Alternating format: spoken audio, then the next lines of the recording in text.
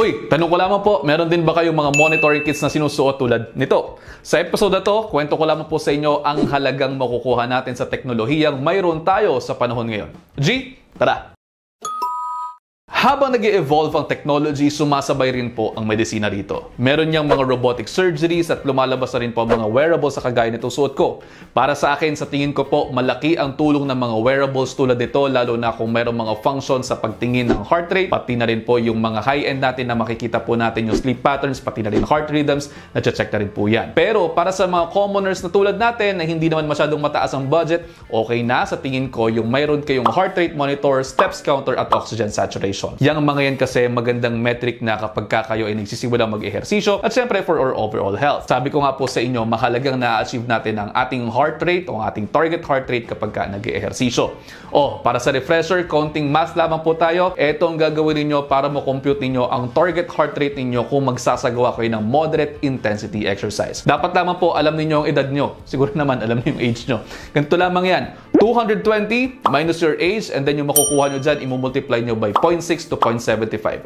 Yan yung magiging lower limit at upper limit ninyo ng inyong mga target heart rate. So for example, ako ay 33 years old, so ang 220 minus 33 equals 187. Yung 187, yan yung aking maximal heart rate. Mumultiply ko ngayon yan by 0.6 para makuha ang lower limit, in this case 112, and then mumultiply ko yan by 0.75 para makuha yung upper limit. So makuha ko dyan ay 140. Bale, dapat naglalaro ang heart rate ko sa 112 hanggang 140 kapag gusto kong mag-exercise na moderate intensity. Yan yung goal ko. Pwede rin namang i-monitor ng manual ang heart rate, pero kasi mas convenient na ngayon sa mundo natin na nakikita natin sa mga wrist natin ang heart rate natin. Pwede nyo pong makita dyan yung number ng steps na nagagawa, kaya magandang metric din yan kapag kayo nagjo-jogging. Yung oxygen saturation, mahalaga din yan makita ninyo kung mayroon kayong ganyan sa mga smartwatches ninyo or sa mga fitness bands ninyo. Yung sa akin mismo, ito, bigay lamang din ito sa akin ng MWell. Tapos, itong isa, bigay lang din to sa akin ng Huawei. Kaya maraming salamat po sa mga nagbibigay sa akin. Meron din po yan sa mga Orange apps ninyo. Maglalagay ako ng link sa comment section at sa description box para makabili kayo. Isa pang magandang advancement sa teknolohiya na po pwedeng gamitin for disease management ay ang Freestyle Libre.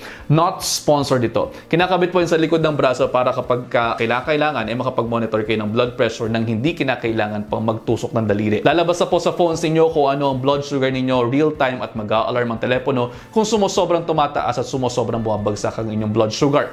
Mahalaga yan dahil magbabago po ang management niyan. At syempre, mahalaga din na mayroon kayong record ng monitoring ninyo ng blood sugar levels para sa ganoon ay malaman natin kung gumagana ba ang mga interventions ninyo o hindi. Again, maglalagay po ako ng link sa comment section para makatulong sa inyo. Sa mga pasyente ko po, as much as possible, may ganyan dapat sila.